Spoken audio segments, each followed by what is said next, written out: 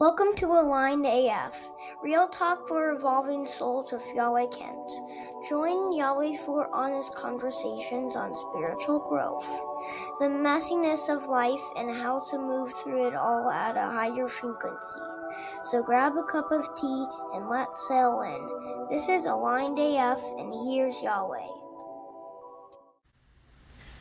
And welcome to Aligned AF, Real Talk for the Evolving Soul. I'm Yahweh, and we have a very special guest with us today.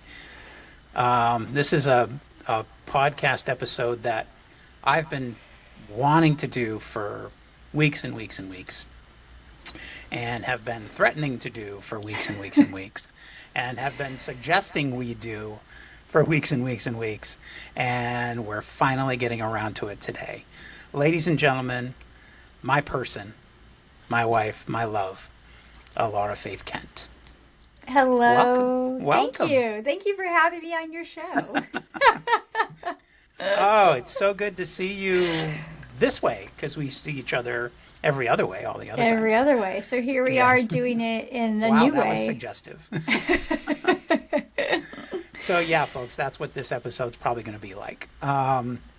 We wanted to get together and talk about what it's like to be on a spiritual journey of your own while you're with a partner who's on a spiritual journey of their own, and the two of you are navigating a spiritual journey of your we space with your little son, and also both living human lives. So it sounds complicated because it is.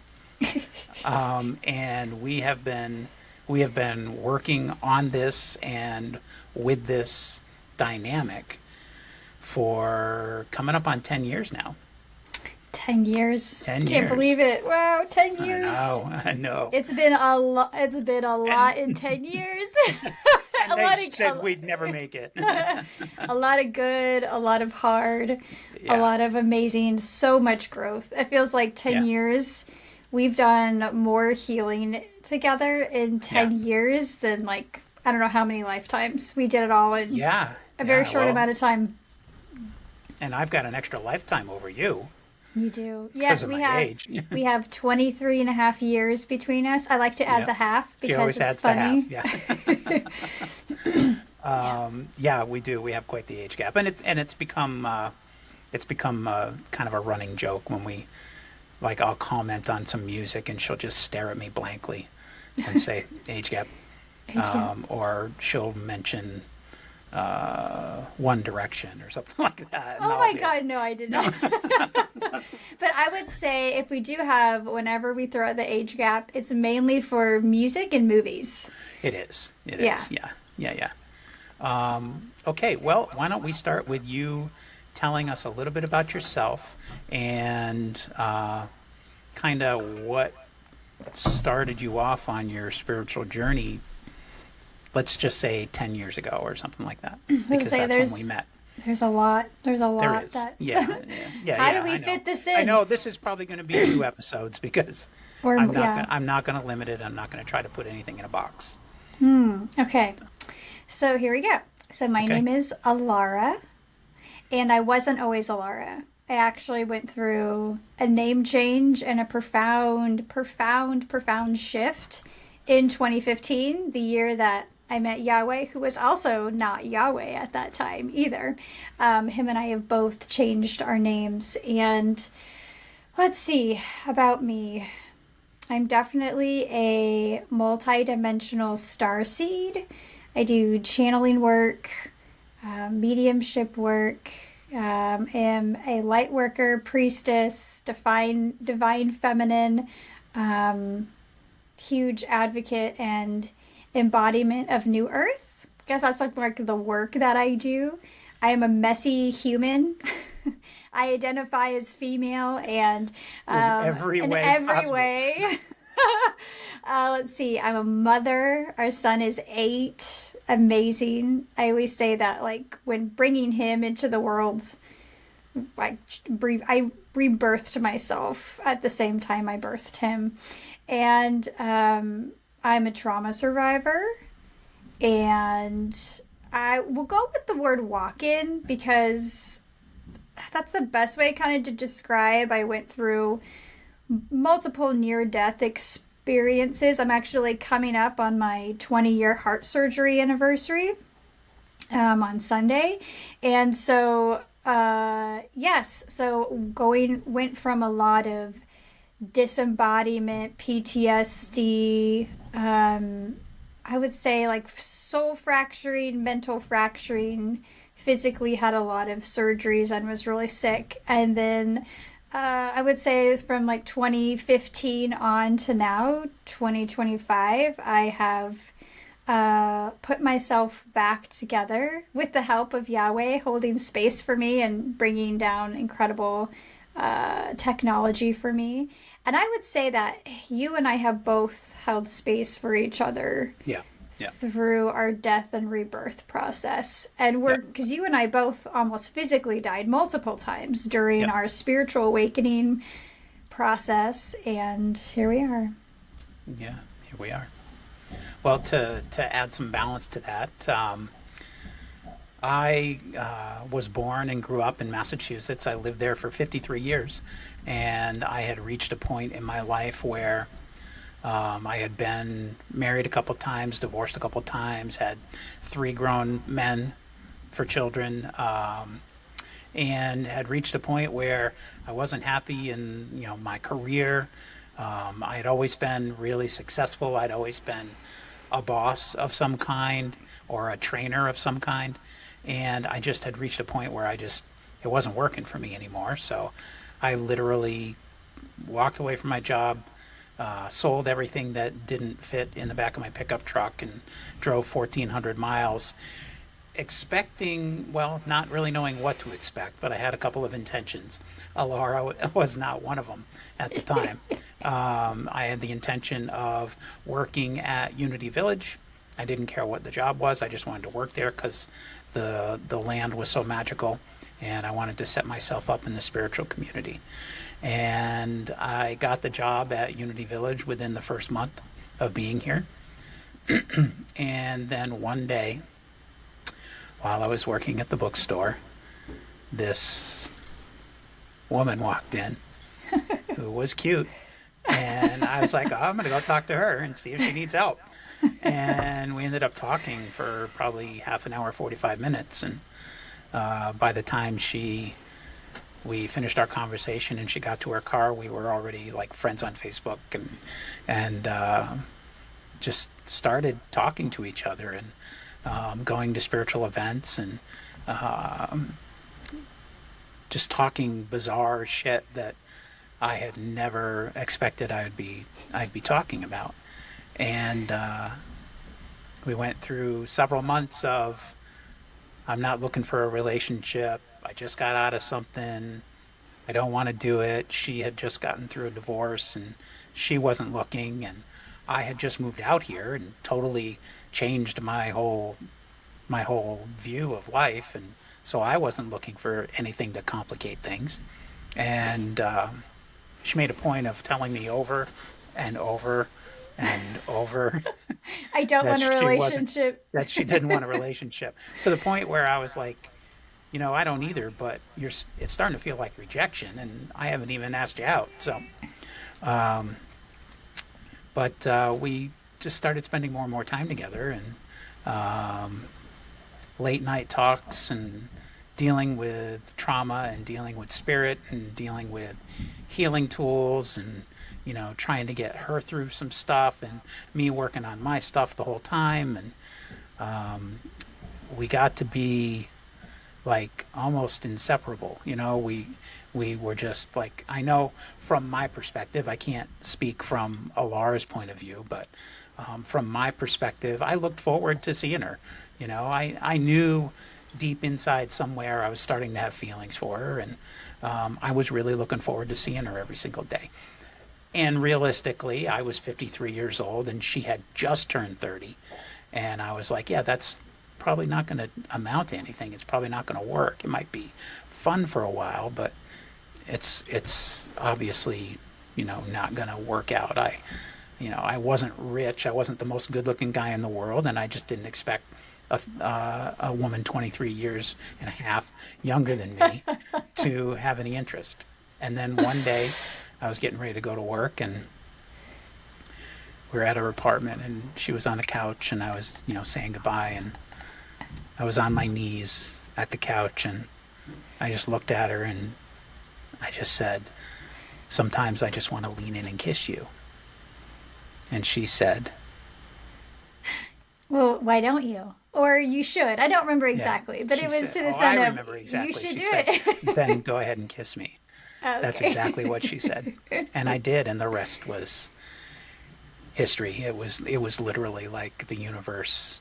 We had some moments where we still weren't 100%, where's this going to go? But we did reach a point where we just said, okay, the universe is saying this is going to be a thing. So where do we go from here? But it happened pretty fast, though. I mean, it really point, did. Yeah, it happened. It happened fast, but I also want to touch back. So in 2015, it was November of 2015, that I had gone down to Brazil to the John of God Healing Center. Yeah. And when I got back from then, I started channeling. And you have always been a medium and a channel. Or I feel like you did mediumship. I'm not going to speak I did. for that. So, but I feel like when I got back, we both started, it just kind of woke up. You and I both just started channeling, and Archangel Metatron and Shekinah started channeling through right after we started to meet, a few months after that. And it was actually through their channeled messages and through their guidance that they began to teach Yahweh and I more about who we were to each other, why we were together. I guess I know you don't like the word twin flames, but I know. Well, but I feel but there is definitely a deep soul connection. Yes. And I think that the fact that you and I came together this lifetime is kind of rare to bring little man in. Yeah. And also to do a lot of other things and to be together on many levels. Yeah, I don't like twin flames. I don't like soulmates, and I don't like the word beloved. And God bless everybody out there that does. Please don't get pissed off at me and stop listening. It's just me. There's something about those. I don't know. There's something about those words that just doesn't resonate with me. I get the concept, and I believe in the concept. I believe that Ahlara and I have been connected since the original thought. I'm a firm believer that we're all individual manifestations of the original idea. And I believe that some of us were more directly connected than others out there. And I believe that some of us, in our journeys and in our evolutions on a soul level, have reached a point where we begin to recognize more often another individual that's part of our connection. So I think Ahlara and I kind of recognized that pretty much right away. We just had not bothered to define it or figure out what it was going to be. I think that's an important thing for us, because if we had been told you're going to end up together and have a kid, we would have screwed something up. And I think that letting the journey unfold the way it did was exactly what was supposed to happen. Yeah, I agree. And then we decided we were going to be together, and we were going to bring a child into the world. And for me, that was a lot, because my kids were all fully grown. I mean, my youngest at the time was already almost 19, and they were all out of school. The two older ones had jobs, and I was like, okay, I'm done with that. That part of my life is accomplished, and now I move on. And then I meet this young woman here, and who had not had any children, and I was like, well, okay, if we're going to do this, we need to do it soon, because I'm not getting any younger. Yeah, but Orion was around me for like 2 years Yeah. before we decided. But he was definitely around He me was for just a waiting while. for me. Yeah, he was like, "All right, Dad, come on, I chose Yeah. you. Come here. Yeah, You two exactly. need to get to it." Actually, you chose me when you were down at John of God. Yeah, I did. I manifested We already him, knew each other, but I manifested him. so here, all right, everybody listen carefully, okay? This is how much she did not want a relationship with me. Okay? She did not want a relationship with me. We already knew each other for a couple of months, or at least a full month and a half. Yeah, about a month. Yeah. And she went down to John of God, and what did you do? If I remember right, I remember manifesting, calling somebody into my life, and I was shown that they were going to move from the coast in, but I didn't realize that was you. So See, she didn't want me, but she wanted some guy that was going to move in from the coast and be a part of her life. But she didn't want me. But I she didn't know it decided was to you. manifest it after she already knew me. But since time isn't real, and since since we we're go. multi-dimensional beings, we'll just say, even though I'd already met you, I Yes. manifested you, and then it just like retroactivated or something. What is that like? It went Yes, back. yes. Thank you. She retroactively fell in love with me.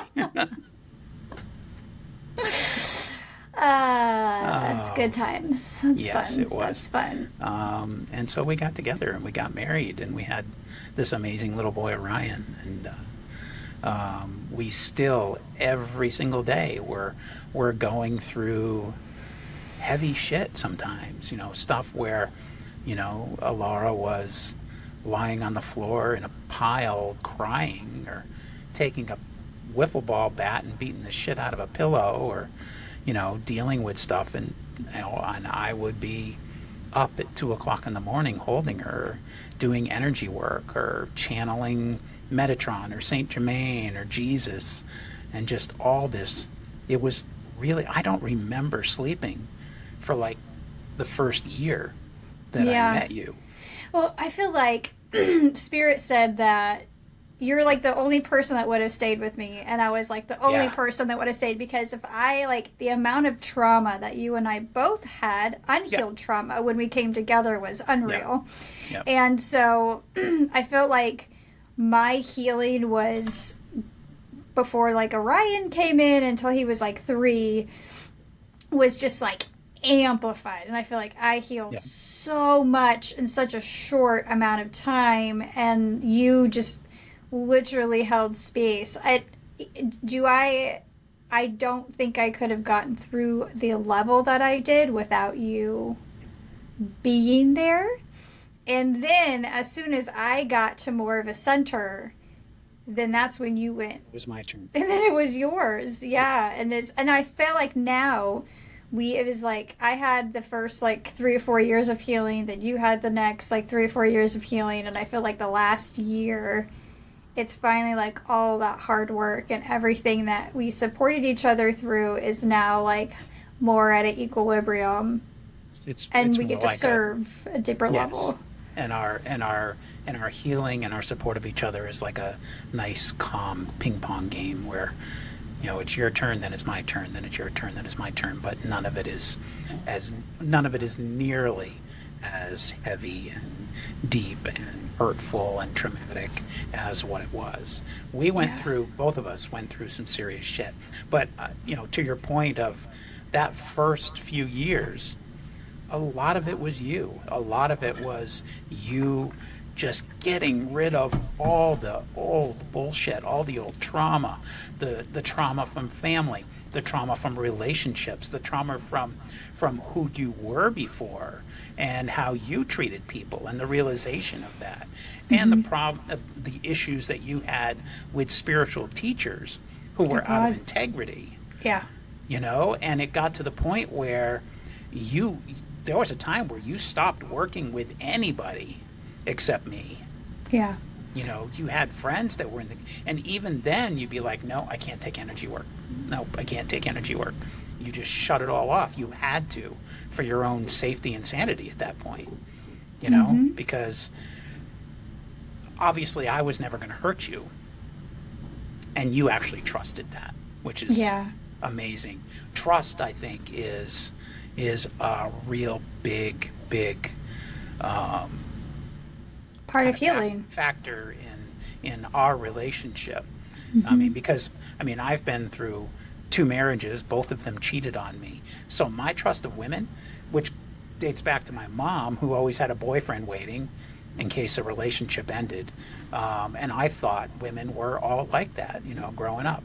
And so my trust of women alone has been a horror show for me and no fucking picnic for you.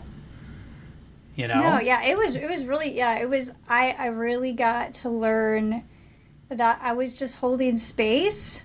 Yeah. And it had nothing to do with me. So like you and I definitely mirrored each other's like deepest triggers and wounds at some time. But I think this also goes to like right now we're in like the rising and the deep healing of the feminine. And that was, I feel like you really did an amazing amount of work with that, which manifested through relationships with women and within yourself. Something that,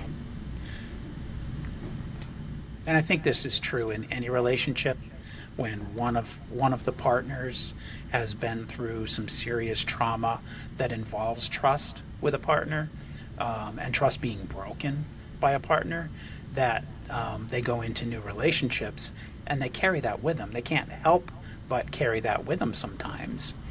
And the other partner eventually gets to the point where they don't even want to deal with it anymore. Now, I know a lot of people who have had broken relationships because one of the partners was jealous all the time, was concerned that they were going to leave, concerned that things weren't going to last at some point. I know it's not going to last. I know you're going to leave me. I know you're going to find somebody else. And that's the shit that Laura had to go through with me. And I've seen other relationships where the other partner eventually says, I can't do this anymore. If you can't trust me, if you can't believe me, then I need to walk away. And while that's fair for that person, Ahlara didn't do that. Ahlara stuck with me. And she said, I hear you. I see that you have been through something horrible, and all I can do is continue to promise you that I will never do that to you. And this was the key for me. Even if we don't make it someday, even if our relationship has such a serious change that we're no longer together, it won't be because of that. Yeah. I will never, ever, ever cheat on you because I love you and because I have too much respect for you. And that right there, the fact that she stuck with me through all that bullshit, has given me the opportunity to actually trust somebody again. And I know Ahlara will never, ever, ever hurt me in that way. She won't. You know, there are days where we get fighting with each other, and you know, I admit it, and I think she would too, that at the back of our head we're like, how much more can we take of this? But it never gets so bad that it's a serious conversation. And I know it's not going to be because she found somebody else. And that's a huge, huge healing for me. And it's because of her that I was able to heal that. Yeah. So thank you for that. You're welcome. You're welcome. And I also want to say, too, that I know not every relationship is going to look like that. I have friends who do poly. You know, I have friends who are open relationships. And that's awesome. And that's fantastic if that's what, you know, if that's like your path and your choice. Like, we decided like that wasn't our path. And so for us, it was, you know, it felt good for us to have that agreement in our relationship that we weren't going to have anybody else outside of our marriage. And what was I going to say? Except for Gal Gadot. So, yeah, well, you know, but here's the thing too that I learned through that process with you was that I knew it wasn't. Well, first off, when that would come up in you, it would bring up the parts of myself that did break relationships off when I was younger with other people, right? Like I was like the other woman when I was in my 20s or even in my late teens. And so it was really fascinating that I knew that what you were going through was your own shit. And I was just holding space, and I just happened to be like the trigger and the person that you were working that through. And for me, then it would bring up that old feeling of, oh, like I'm bad or I'm not trustworthy. And so, but that was from my own stuff, right? That I had like worked through from the past. But I also, I think when we're being triggered, we have to know when it's the other person's stuff, right? And that was yours, and I knew that, and I just held space for you because there's nothing I could have done other than just hold space for you. Like I reflected back how you felt, you know, and how hard that must have been, and then you're the one that did the work, right? You're the one that healed that within yourself. And I think that you and I have just held space for each other through some really messy human stuff to heal that, because you and I would say have both, we've all made mistakes, we've all done shitty things, like we've been out of integrity as we've grown. But I think from that I've learned that when I was that way, like that caused so much pain for everybody and myself. And so now it is that being in integrity and safety and love, knowing that the effects that it has on me and on others is just an easy choice now.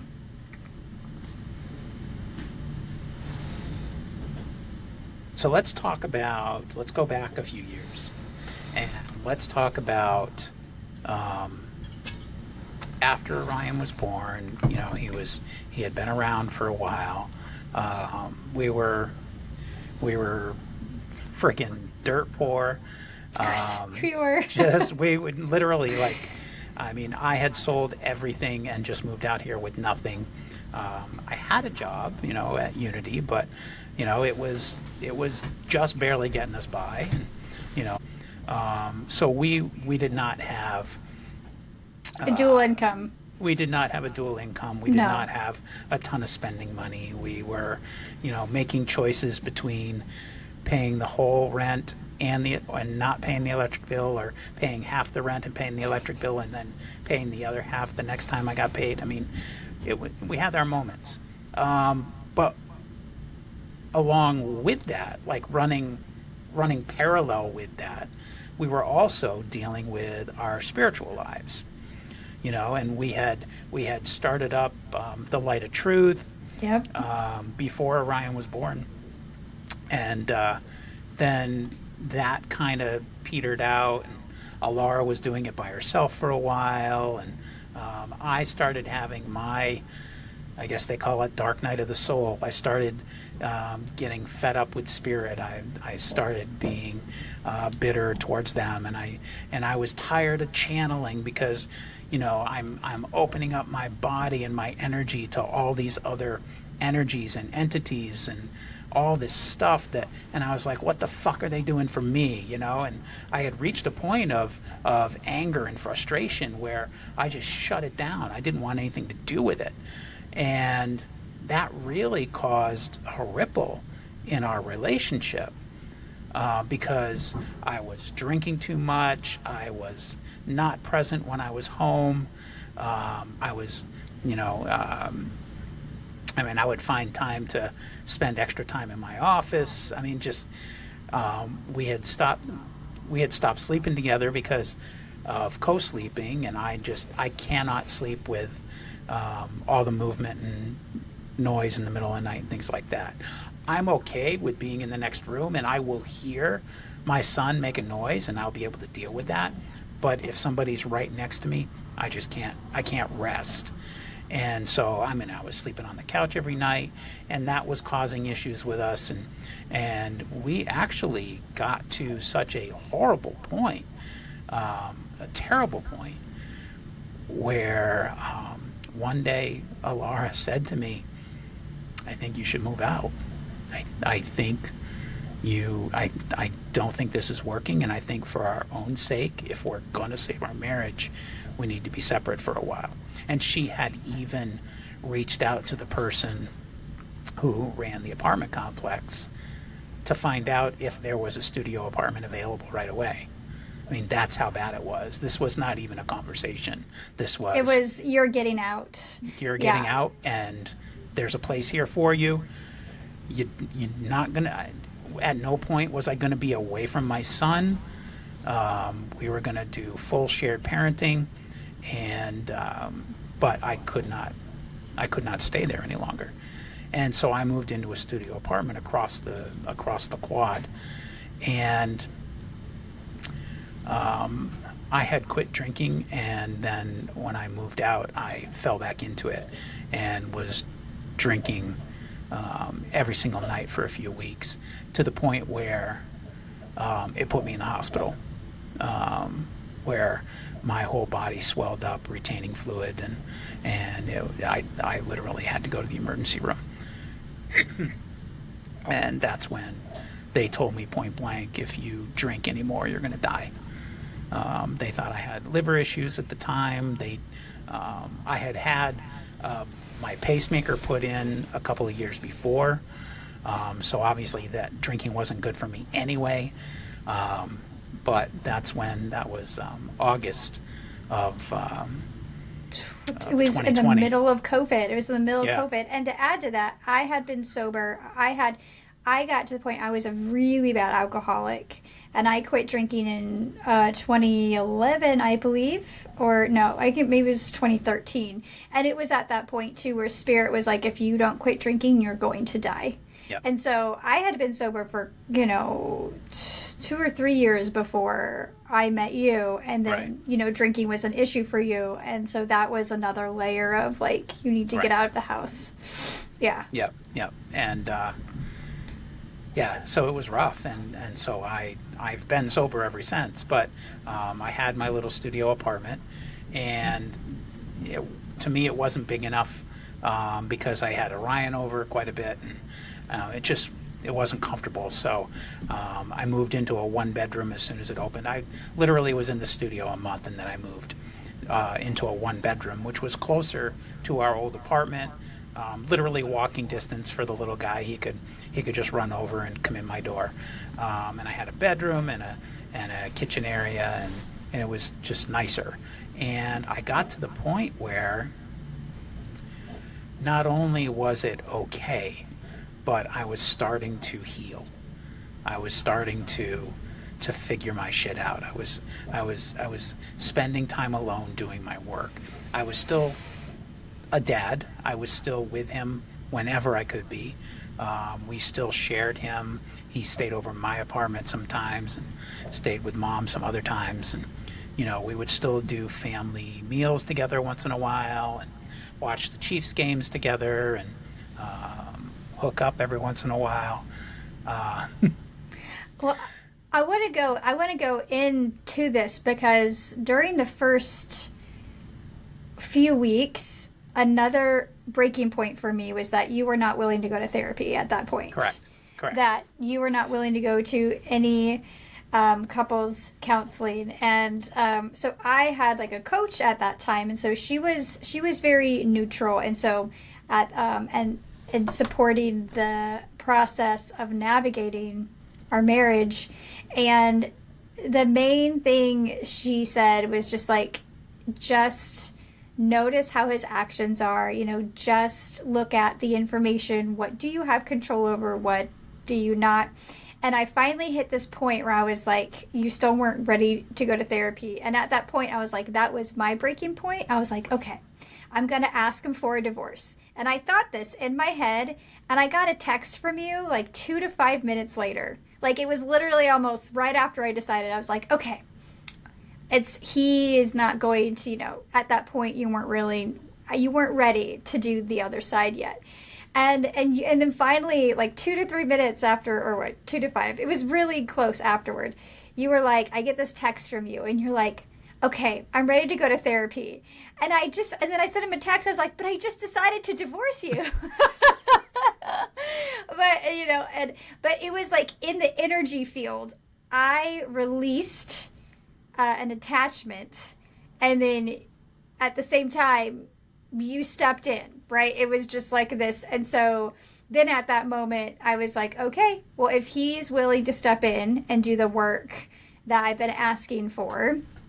So I thought that was a very interesting moment. And again, this was in the middle of COVID that all this happened. This was 5 years ago, almost 5 years ago. Yeah, because we were separated for 9 months. Yeah. And then we decided to move back in together. Shit changed at Unity. I got let go there, and got on disability because of my heart and my lung and anxiety and all that stuff. So that actually helped us a great deal because, that brought in that steady income that we really needed, so that we could get, a more reliable car for me. And, we actually, we still didn't sleep together because but we were okay with that for the time being, because I just really needed my own space. I mean, we even had 2 beds in the bedroom for a while. I want to so be that clear. I could sleep separately. I want to be clear that not sleeping together doesn't mean that we were not sleeping together. It just means that, so like we have our own sleeping spaces. He has his own bed, his own space, and I have my own bed and my own space. And we had like a party at our house and someone's like, you can do that? And we're like, yeah, you can do whatever you want to do. Like nothing about our relationship, our family, like it does not fit in this like normal box on any level. And we just do. And that was hard for me. I did like to sleep with you. And I feel like that was something that I honored your space because you really need your own space. And so that was something, I don't want to use the word compromise, but I feel like it was an attachment that I released because I know it served you. But then what I also learned from that with myself was that I do a lot of processing at night. Like a lot of like downloads come. I do a lot of like processing. So it actually, it's good that we have our own space because you and I process very differently. And to be clear, it's not that I don't like sleeping with her. It's that I literally cannot sleep with another human being next to me. I've reached a point. I can't. Orion, I would love to snuggle with him all night long. Can't do it. First time he moves, I'm wide awake, and then I'm awake for 2 hours. I just can't do it. And I sleep shitty anyway. So to have somebody waking me up, it just doesn't work for me. This works for me. And I think it's better. If it works for one of the partners, it's usually a good thing, as long as the other partner isn't being harmed in any way. If you find something that works, that allows the one partner to have the space that they need and to process in the way that they need to process, and to refresh and regenerate in the way that they need to, then it's a good thing for the relationship in most cases, as long as it's not causing any harm to anyone. So, and as long as everyone's getting their needs met too. Correct. Right. Correct. And we more than get our needs met. We do. We have a really great sex life. We really do. We really do. It's amazing. And we're very like intimate and loving and but we also honor each other when you're like, I'm not in the space. So you're like, okay. And he maybe sometimes, and we're like some days, like some weeks are just like completely out of sync. Like you're totally in the space and I was like, I'm not here today. But I just think that's so healthy because it's like you can't force our bodies are usually like, I'm open, I'm ready. But and to reach the point where you don't take that shit personally, because it doesn't have anything to do with me. It doesn't have anything to do with her not being attracted to me. It has to do with her not feeling like it. And that's really that simple. I just don't feel like it right now. And guess what, folks? It's okay to not fucking feel like fucking. It's okay. I know, but I think even as we are married, you should always we always ask. I mean, like there's like sometimes where like I love you, I'm like, when I randomly cook, because you usually do most of that. But he'll come up and grab me and touch, and that's fun. And but we always ask. We'll be like, nope, I'm not in the space. But even though you're married, you should always ask, because that's just respect. That is respect, right? You should, every time is an ask and an honoring. Of that. Yeah, I agree. We started talking about sex, and I lost what we were talking about before. Isn't that the story of a guy's life? Well, we started talking about sex, and I don't know what the hell was going on. And I don't know what happened. Let's see. So we were in the apartment. We were sleeping separately, and I was just getting sicker and sicker and more uncomfortable. So was Orion. Orion was having terrible lung stuff. Yep. And we realized that we just could not live in that space anymore. We found out that the ventilation system was connected by 4 apartments in each section. So the air that we were breathing is the same air that someone else was breathing, and the air that they were exhaling was the same air that we were breathing in. And so it was just, that's why you couldn't have an animal, because the person upstairs over the other apartment may be allergic to dogs, which made no sense to me until I found out that the ventilation system was connected. Somebody could be cooking something, we could smell it. And so we decided, maybe we should start looking at a house, something that has enough space for all of us. We were in a position where we knew how much we could afford, and we knew it was going to be significantly more than what we were paying, because we had a great deal where we were, which was fantastic when we were broke. And so we started looking, and I don't think we looked at 4 houses. I think we only looked at 3. But I think we decided on one of them before we looked at the third one. And when we applied for it, they had said to us it'll take a few days, and then an hour later we got our approval. Yeah, it was just done. And you can move in a couple of weeks, and all of a sudden it was like boom, boom, boom, boom, boom. We got to get it done. Yeah, and it was Go ahead. No.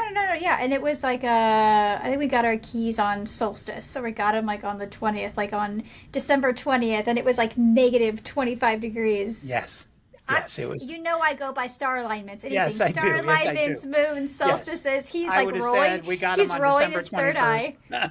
He's rolling his third eye. Yes. But yes, I would have said we got him December 21st, and she would say we got him on the solstice. We got him on the solstice. Part of the love that I have for her. And the fact that I can roll my third eye at her, and she just smiles now and realizes that I don't mean anything negative towards her. It's just part of our relationship, and I love her for it. But we were lucky because the house we got checked every box. We had a big yard with a fence for our son to play in, and a deck, and everybody had their own space. I had half the basement is finished, so that became mine, so that I could have my bed and I have a sofa down here, and now I have my podcast site down here, my podcast office down here, and still have plenty of room. And then she has her own room, and Orion has his home room, and we have a separate meditation room, which now also is where she does her podcasts from. And we will plug your podcast at the end, I promise. Oh yeah. And it just clicked every box. 2-car garage, nice neighborhood, good school system. Excuse me. It literally was click, click, click, click, click. And we it could happened afford to be, so this is a house that we are renting at the moment because we just were not in a space to buy. But the rent had gone down $500 or $600, and we're like, what the fuck is wrong with this house? Nothing. Spirit's we just held it open for you. There's nothing wrong with it. Zero. It's literally nothing wrong with it. Spirit was just pure grace. Let us hold this open for you, and they did. And they brought it down to because at that time I was still working part-time and going to school full-time to be a counselor, and so anyway, so it was in our pay range, but then it was only a few months, then we realized that I actually released everything and went and got a full-time job in city government, which that's a whole nother podcast. Yeah, it really is. Yeah, we That's could keep not going for hours on that one. the most spiritual work I've ever done, working in city government. No shit. No shit. Yet she could not have taken that job 2 years ago, 3 years ago. No, I wouldn't She have could been not ready. Have done it. She would have literally shriveled up like a flower. I knew how strong she was from the beginning, but she still had to do her work and be sure of it for herself, because so many times people don't realize how much they have to do their own work in order to thrive in some of these situations. And fortunately, Ahlara does know that. And so she has thrived. And, happy or not happy in this other position, it's been a benefit for us. It has been. Yeah. it I've has. learned And- so much. I've learned so Yes, much. absolutely. And you've been able to take some courses and get certified in some things, so it's definitely beneficial. And it'll look good on your resume, and as you're searching for that other job that you want, Yes. Yes. perfect. So I didn't prepare a list of things to kind of keep us on track. I figured we'd just kind of float along and see how it goes. You look like you want to Well, make a I point think. about something. No, I'm just thinking about. Do you want to talk about more about spirit? Sure. Yeah, we Okay. can do that. Go for it. Oh, you want me to talk about spirit? Well, I think both, because there was times where I felt Right. very abandoned. Like Yep. when we Yep. had the light of truth, and you're just like, I'm gonna just step out and say fuck spirit, and I Yep. hate all this, and I want to punch myself in the face, and I was like, Yep. what the hell? Like you just left me here. Yeah, yeah. Well, and that's the thing, because I literally felt like it wasn't working for me anymore, and I Yeah. really, through doing my work and the counseling that we did together, and books that I've read, and time I've spent in meditation, I came to realize that part of the reason that I stepped away from spirit, especially like the channeling and stuff like that, because I was channeling nonstop. I've got Yeah. literally pages and pages and pages and pages of channeled messages that someday are going to go into a book after I finish the one that I'm currently working on. Just channeled message after channeled message after channeled message on every subject you can possibly think of, and every single time it was some different energy that I was dealing with, whether it was Jesus or Yogananda or Hilarion or Metatron or Saint Germain. All these energies were coming through me, sometimes kicking my ass physically. Yeah. There were times that I channeled with her. I would be late night channeling in bed, and they would stop me from breathing. Like literally, like she would have to shake me and scream at spirit, he has to breathe, and Forgot about that. Yeah. yeah, and or it would just kick my ass so much that I couldn't even move afterwards. Yeah. I had one time where I was literally paralyzed for You several did for minutes. yeah, and there was one time too that there were these beings called the They are from Luminarias. They were ET beings from Luminea. And so he would channel at times, and they would kick him out, and they would talk with me. And that was also when you were going through your like walk in and like walk out. So I think parts of you would walk out when they would channel through you.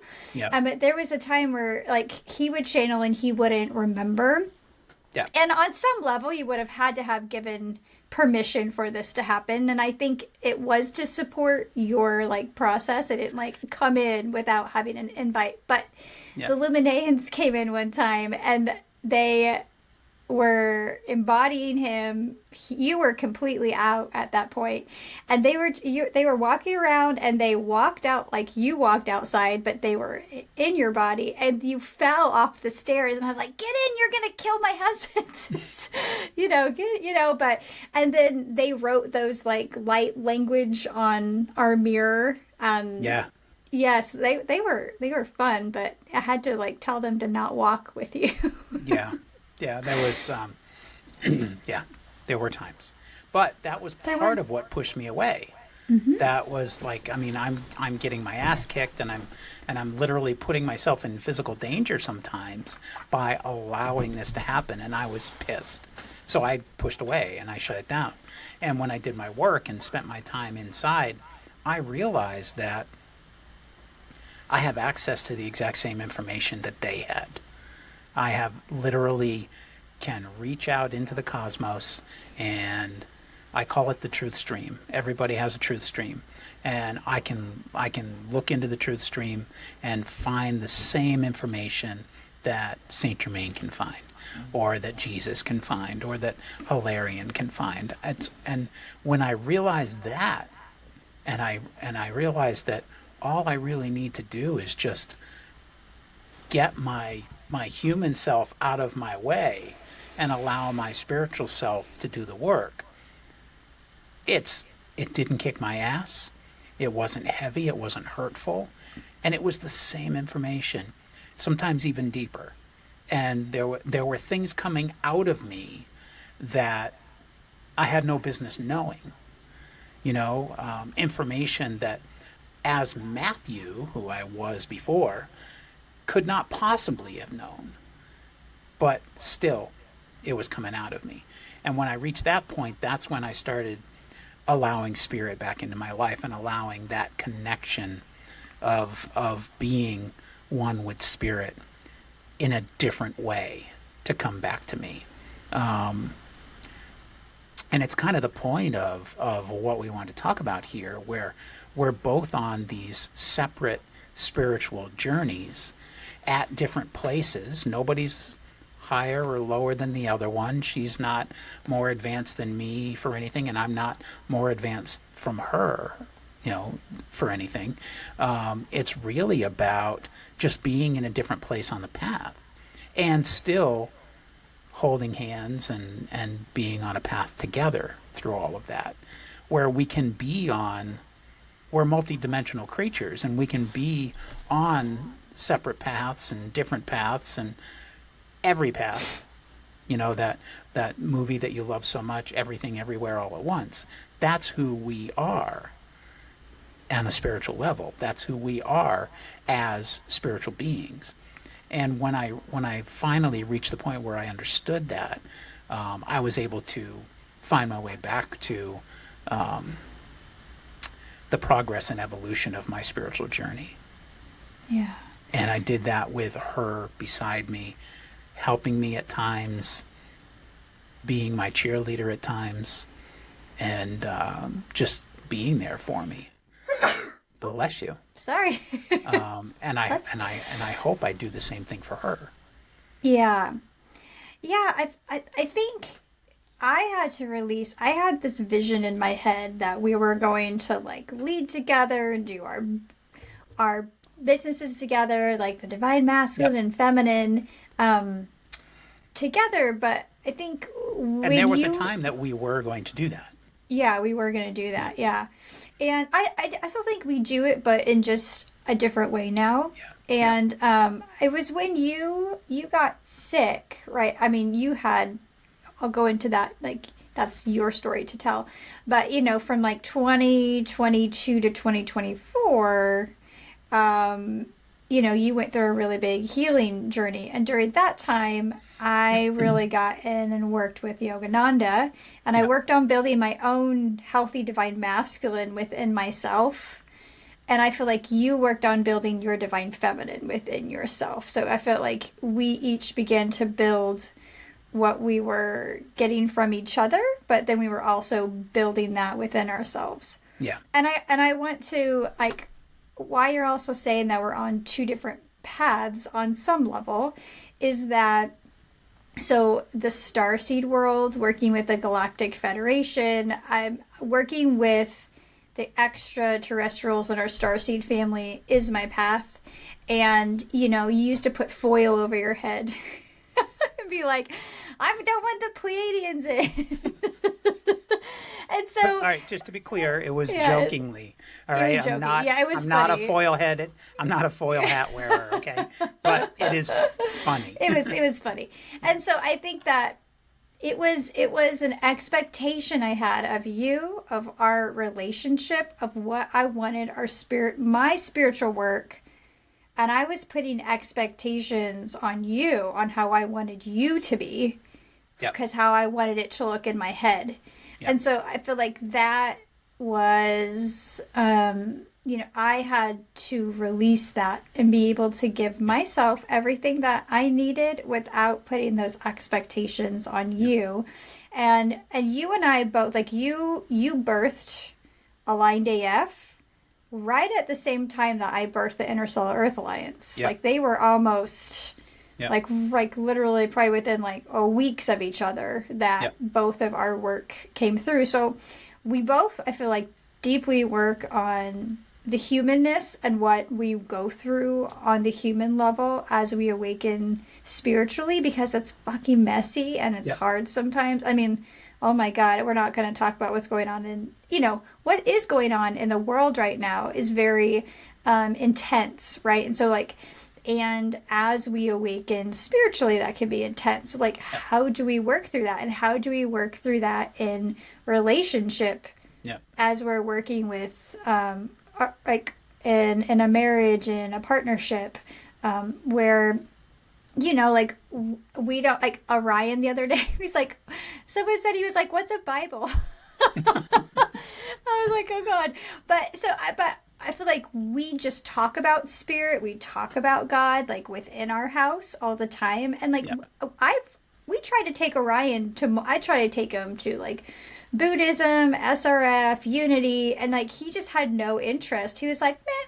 And so we just talk and try to embody and bring that into our day-to-day lives. We talk about downloads and multidimensionality and starseeds and angels, and so I feel like he just gets that just from being our son and being in our fields.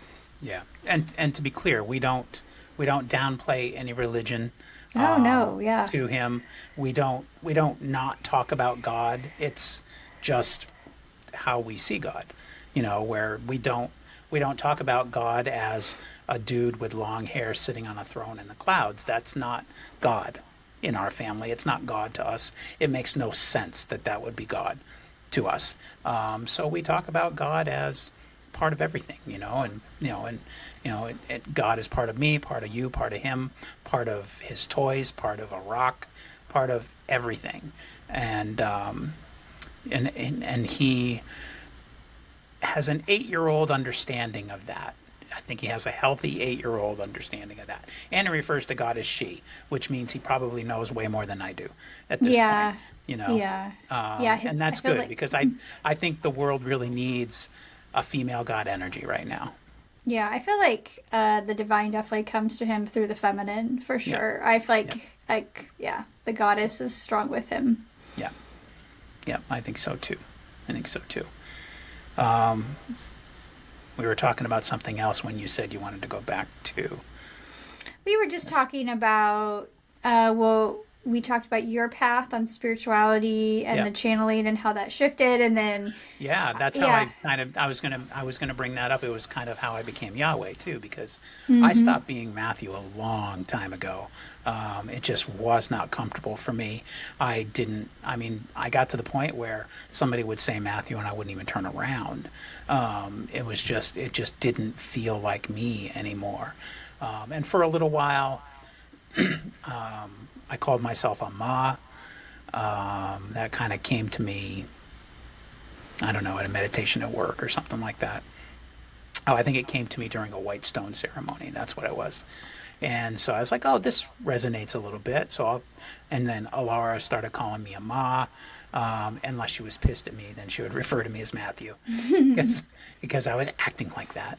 But that never really anchored in for me. And I got to the point where, 2 years ago now? How long have I been Yahweh? Well, you had RSV I think it was like you were really sick when it came in. I was. We were here. We were in this house. Yeah. And I was super sick, and I was just so,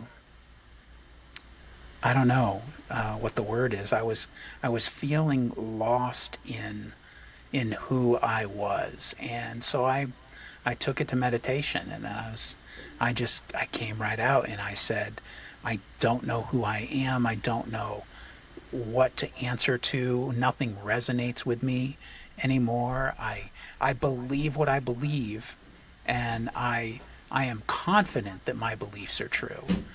But I don't know who I am, and I need help with that. And as clear as day, a voice came to me and said, well, you believe God is everything. Yes, I do. I believe that. And you believe in that case that while God is in everything, God is also in you. Yes, I totally believe that. Then you may use my name. And all of a sudden I went, Yahweh? And it felt so right. It felt so comfortable. It felt like I was talking to myself. And when I said something to Ahlara, she didn't even hesitate. She's like, yes, that's it. And she's called me Yahweh ever since. And I introduce myself to people as Yahweh. I haven't legally changed it. I still have my legal name that I sign if I have to sign a check or a paper or anything like that. Though I do sign most documents that aren't like legally binding. I just sign them Yahweh. But it's just who I am at my spiritual core. And it's fun to have that name because the humans don't always get it. I've gotten some looks. I've gotten some, what was that again? I've gotten some great reactions. I had a guy, I introduced myself to him, and he said, did you say Yahweh? And I said, yes, I did. And he goes, I can't wait to get home and tell my wife that I met Yahweh today. And I was like, oh, good answer. So I embrace that. Yeah. Just like, Ahlara, when she changed her name, she knew that she was not Lene anymore, and she became Ahlara. But I think a tree gave you your name, right? Yeah, so let's go into that. I think this is an important topic to go into, is name change. So our son too, he's like, I'm gonna change my name when I get older. That's like, that's totally fine. But he gave us his name. Like, we heard it. You either heard it in a dream or I heard it in a meditation. Yeah, a meditation. Yep. So you'll see this, I think, the name. When your frequency shifts, your name is a frequency. So Ahlara, it's actually keys. It's tonal. It is active. It actually activates codes Ahlara. And so it was in 2015, and I had happened to be working with a group, and multiple of them in the group had changed their name. And so it was in my awareness at that time, and I was going through what we will describe a walk-in. Bashar describes a walk-in not as we see it, as like one. So I felt that like one soul literally left and another soul walked in. Like, that's how I first felt what happened. My face changed, my body changed. I did look very, very different. People who knew me before, I had like one really good friend, and we've been friends since I was like 16, and she was like, that is not the same person. And so when we begin to embody a different frequency, and again, as I said, I'd love to hear your thoughts on this, Yahweh, but how Bashar described it was that, and how I've heard it, is that we anchor in a higher aspect of ourselves, right? Yeah. So we have like we anchor in a higher, more frequency of ourselves, right? Like more of our light. And when we anchor that in, it's completely different So it feels like a brand new person. Yes. And so Lene was my old name, and that definitely did not resonate or sit. And I was working with a guide at the time, Red Feather and White Buffalo Woman. And I was at a tree at Unity, and I was open because I knew I was going to be getting another name. And the name came through the tree. I went to this tree every time by the labyrinth, and I heard Ahlara, like very strongly, like radiate through my whole being. And I thought it was Alara. And then I went to like a channeling session like a few nights later, and all of a sudden when I was in this group, I just got this knowing. I was like, oh, it's AH. And there was somebody sitting right next to me that literally turned around and said to me at the same time, I think you have an H in your name. So it was like, not only did I get it like inwardly, I had someone like right next to me reflect that back. And so it was important. I did legally change mine. I've had 4 legal names. I'm on my 4th. I'm not going to change it again. And so then when you change yours, it does. It is like the outward reflection of your new energy. Yeah. And people around you, like my family fucking flipped shit. They thought I was suicidal. They were like, she cut off her hair. She changed her name. She's selling all of her clothes. And they lost it. Like people, and at that time I was doing real estate. And I was like, I'm changing my name. And my boss at the time, he was like, I am not calling you by that name. I'm going to call you Lene. And I was like, well, that tells me everything I need to know. So you will notice that when you go through a shift, when you change your name, the people that are close to you, maybe your family members, they totally might not understand. They might freak out. They will be like, who are you? What's happening? What's wrong with you? Right. And that, I mean, it can be so messy because the way you existed in other people's heads, they have to let that part of you die within them. Yeah. Right? Like they have to let that go because who you were before is not who is living inside their head. Right. But some muggles won't do that. They won't let go. They won't. Went through, I've got a friend who looked me in the face. I was Matt most of my life. Growing up through school, my mom called me Matt. My friends all called me Matt. I didn't become Matthew until I was like in my 30s. But when I decided that I wanted to be called Matthew, I said that to one of my friends, and most of them were on board with it. That's great. That's your name. That's fine. My friend kept calling me Matt and kept calling me Matt and kept calling me Matt. And finally one day I said to him, hey, dude, I prefer Matthew. I prefer it. It's my name. It's legal. I prefer Matthew. And he looked me in the eye and said, you've been Matt to me your whole life. I will never call you anything else. And right then and there, I realized this guy's got no fucking respect for me. None whatsoever. And he and I really didn't stay friends at that point. So when you change your name to something even more obscure, you'll notice people dropping off. People just drop off. And it's one thing for somebody to just make a slip. Like every once in a while your mom will slip or your dad will slip and still call you Lene. But they're making an effort. Yeah. Now. Or they, like my mom will like apologize. And she's like, oh, I'm so sorry. They're making and I'm the effort. Like, yeah, like she makes the effort. Right, exactly. Yeah.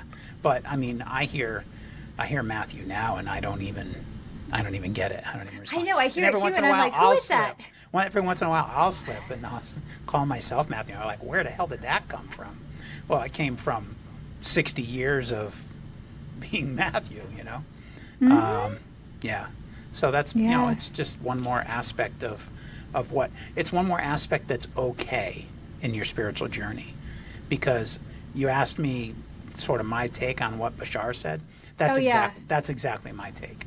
All it is you're holding such new energy that is yourself energy, but it's yourself on a level and frequency and dimension that you've never experienced before, so that it does not make sense and it is not comfortable to be that old energy anymore. You mentioned that your name holds energy. Your name is a sound. Yeah, everybody's. You don't have a name. Yeah, You don't have a name without a sound. yeah, and Everybody has everybody's that. name is. So everybody's name is tonal and a energetic. sound has a frequency. So when I say Matthew, it has a certain frequency. I don't hold that anymore. I don't live in that frequency anymore. So when you say Matthew, it doesn't resonate as who I really am. Who I really am right now is Yahweh.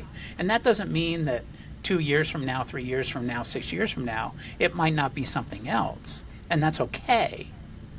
You know, and you're going to get the people that just roll their eyes and say, whatever, dude. You know, you're changing your name again. Isn't that convenient? Whatever. No, it's decidedly inconvenient sometimes because of people like you who just don't fucking get it. That it's okay to be on a spiritual journey and to evolve and to not feel like that person anymore. None of us are the person we were yesterday, let alone 10 years ago. Yeah, And let's if you talk don't about. resonate as that, then it's okay to find something else that makes you feel right. Yeah, sorry, I interrupted. No, it's okay. It's all right. You can go Well, ahead. it made me think about. I wanted to talk about that. Like, people will fall out of your life They will. as you awaken. Yeah. As you as you become more of your authentic self.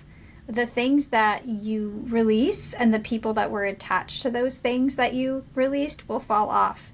So it is this ever-ending, it just happens. Like, you will just, as you shift your okay. environment and the people, and there's a grieving process in this Sure. too. Like, there's a huge, like, I actually did a full ceremony burying Lene, right? Like, releasing that, and it took years. It took years to release that. So it's and you don't have to change your name to mourn the shifts that you make. 'Cause, like, sometimes doing the healthiest thing is the hardest thing that you can do, and it's okay to, like, say if you're drinking and you decide to be sober, you can mourn who you were as an alcoholic. Yeah. Right? Like, there's this, even though you release something that was unhealthy, it's perfectly normal and okay and healthy to mourn that, even though it didn't serve you. Yeah.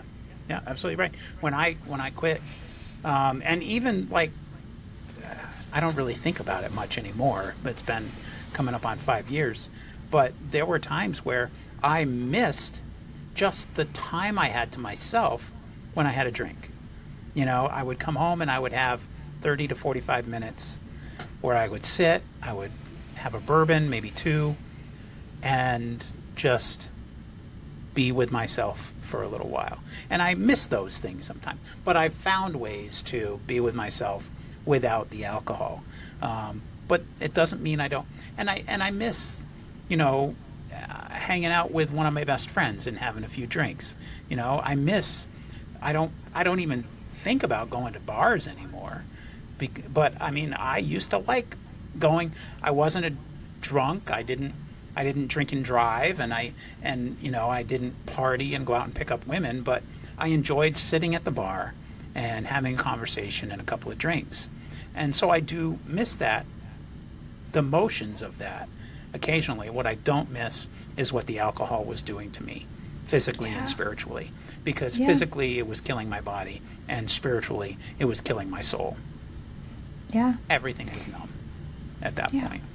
And I even went to AA for a few meetings, and while I believe in what it does, and I believe in the help that it has for people, it did not work. It did not resonate for me. I won't say it didn't work, because who knows, maybe it did, but it did not resonate for me because of my belief system, because of believing in something that's more powerful than me, and I don't believe there's anything more powerful than me because of my feelings on God. So to kind of separate that, also because I didn't have the horror stories that other people had. It didn't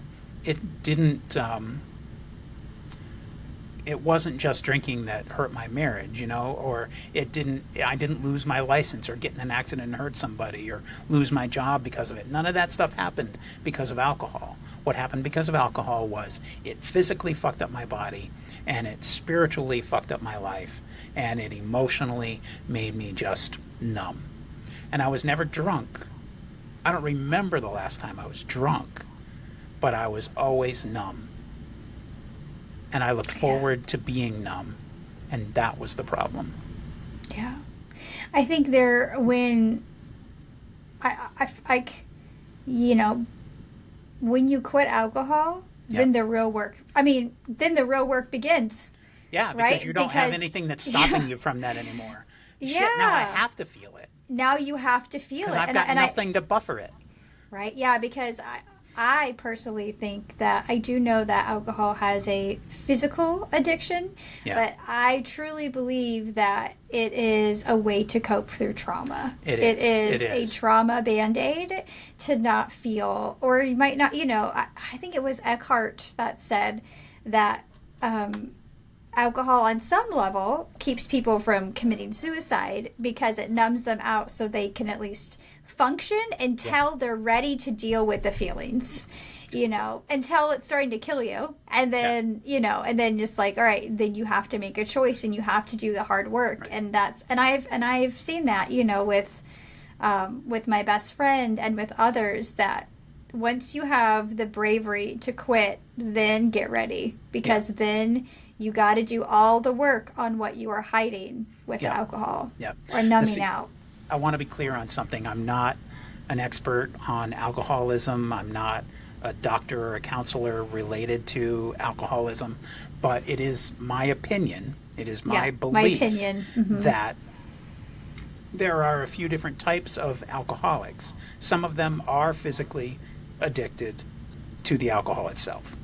And God bless them. I hope they find their way out of that. But I think there are those that avoid giving it up because they don't want to feel, because they are afraid of how hard it's going to be and how painful it's going to be to do the work that in the backs of their minds, in the depths of their souls, in the center of their hearts, they know that they have to do in order to heal. They have to do this work, but it's going to fucking hurt, and it's going to be long, and it's going to be drawn out, and it's not going to go away anytime quick. And if I have a few drinks, I don't have to think about it. And it's not, and even if it's not hurting you physically, it's still hurting you. And again, that's not everybody. If you have a few drinks, God bless you. That's your choice, man. And I don't judge people for having a few drinks after work, or, it's 4th of July today. And, if you're at a barbecue having a few beers, God bless you. Have a good time. I don't judge you for that. And I can be around you when you're like that. It doesn't bother me anymore. But for those that are doing it just to tune out, just to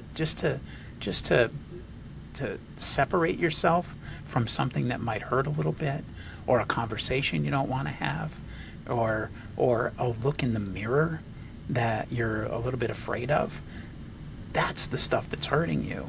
And that's where something needs to change.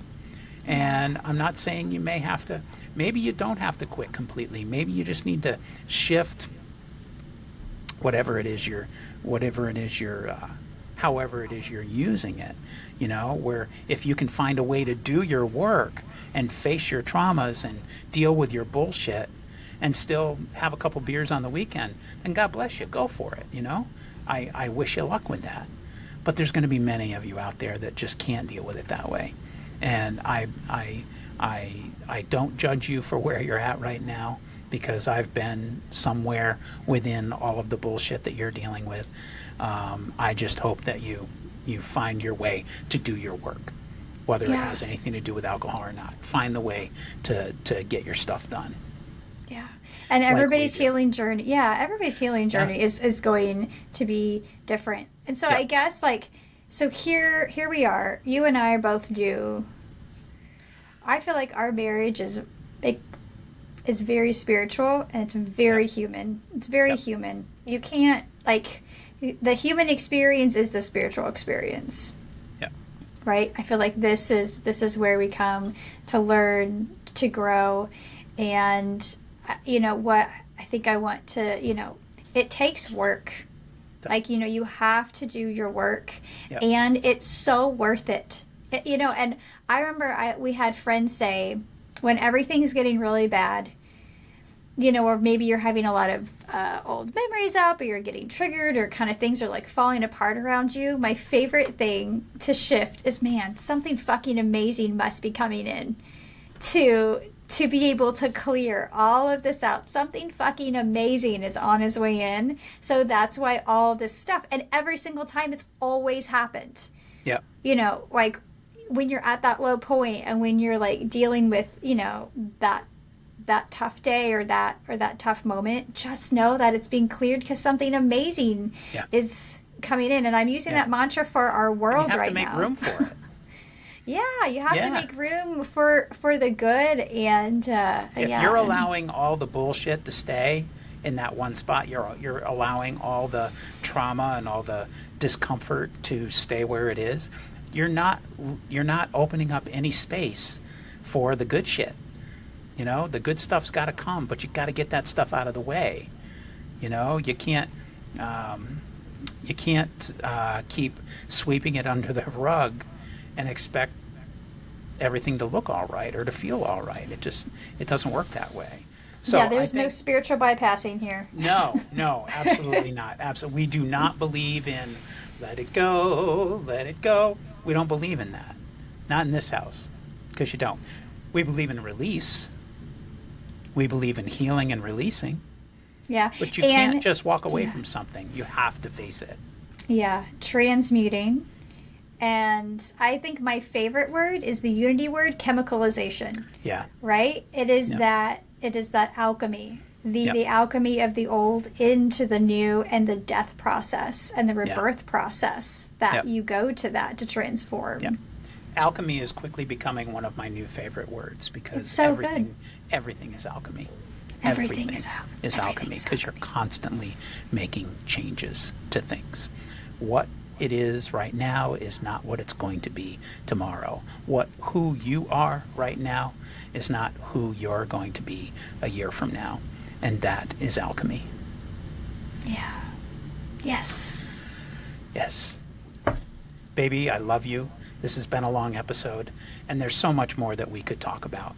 But I would like you to take a few minutes to tell us what you're working on and where people can find you and what your podcast is about. And that may take another hour. So I'll try to we will definitely do more. We'll do the abridged episodes. Version. Yes. All right. So I want to my work is I am the flame holder and architect of the Interstellar Earth Alliance. And the Interstellar Earth Alliance is a satellite space station that is aligned and connected with the Galactic Federation. And it is here to help prepare people for first contact. And it's here to help bridge and open up and align people to their star family. And it is anchoring down it is a hub and a station that will represent Earth in our galactic family as we step forward as ambassadors of Earth's stepping into the remembrance of serving on the galactic level with our galactic family.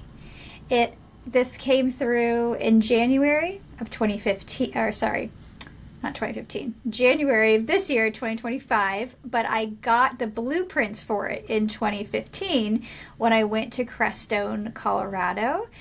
Someone at a bed and breakfast opened up blueprints for me in the morning when I was eating breakfast, and she said, "You need to see these blueprints." And they were blueprints, and she said, "These are blueprints from the Galactic Federation to build a satellite space station on Earth."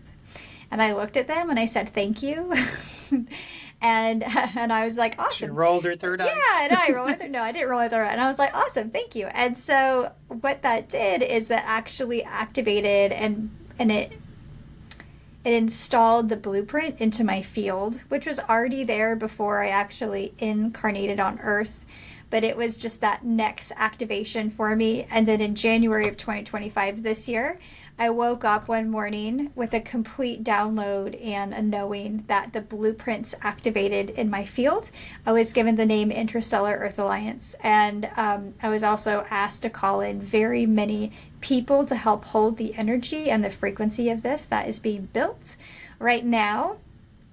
We need to do an entire podcast on Metatron cubes, by the way. Okay. So we can do it on yours. Yeah, let's do it on mine. Perfect. Okay. I offer free monthly group Metatron Cube attunements. I have a podcast, and I do it twice a month on the full moon and the new moon. Everything we do with the Interstellar Earth Alliance is aligned with galactic alignments, star systems, and the moon, solstices and equinoxes. Is it equini? Equini? No, equini.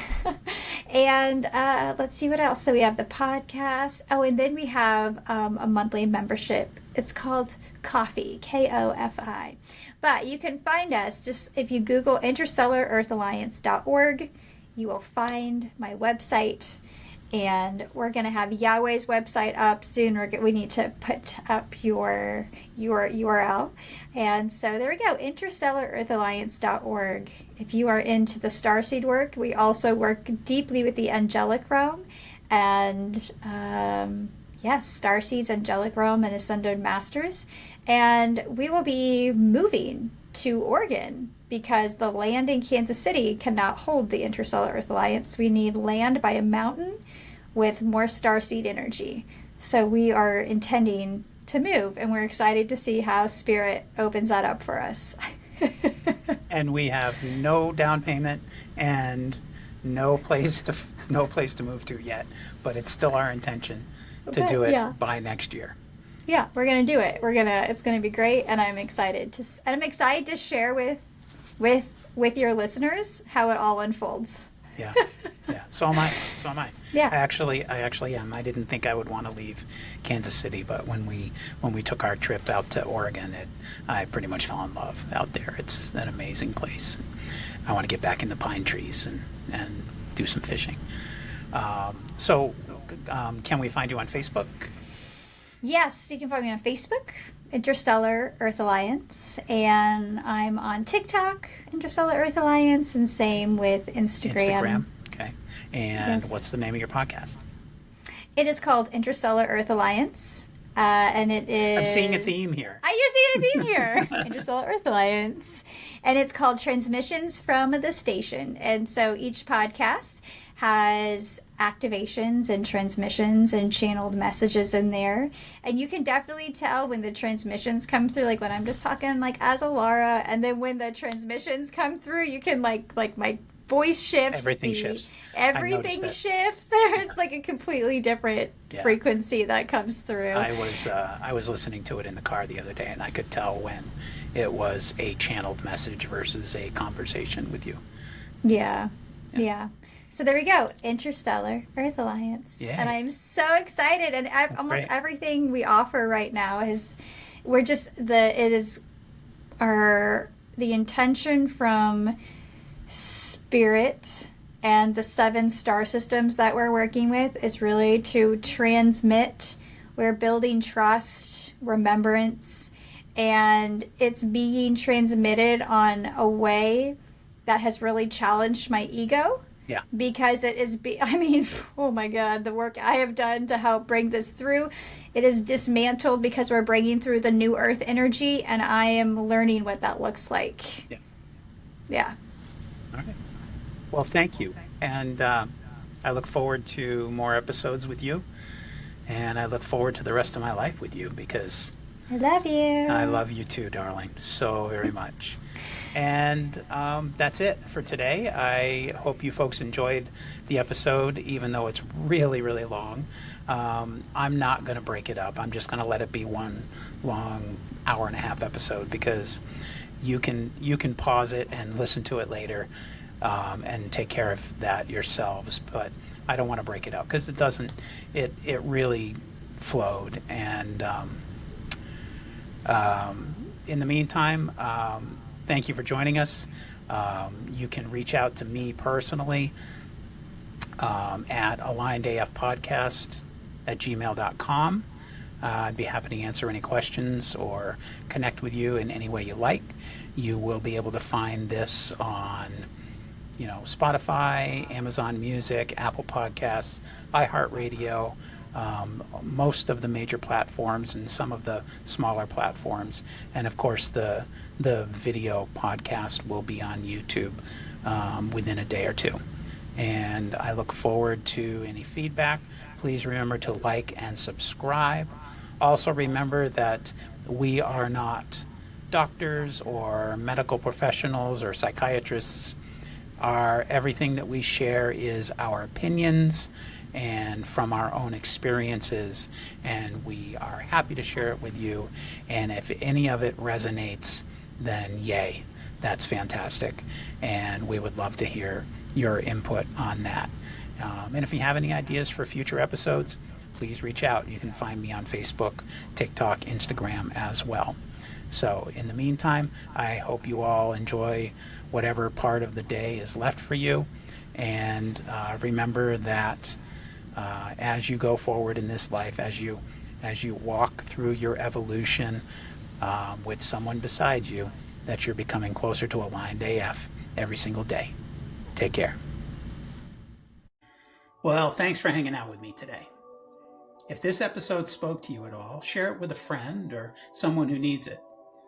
You can also leave a review or connect with me online.